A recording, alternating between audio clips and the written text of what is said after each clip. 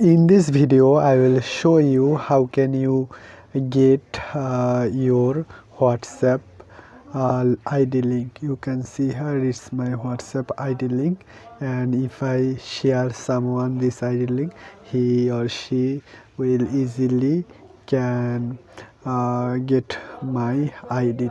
So in this video I will show the process how can you get your WhatsApp ID link.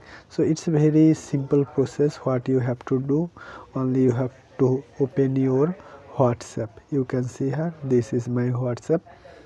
After opening your WhatsApp, you can see here plus icon. You have to simply click here plus icon.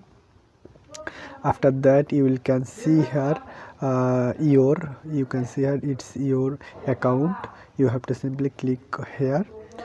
After clicking here in your account, in the message box you have to type here wa.me and then slash. You can see here slash, and then you have to type your phone number with your country code. You can see here I am typing here my phone number with my country code. You can see here with my country code.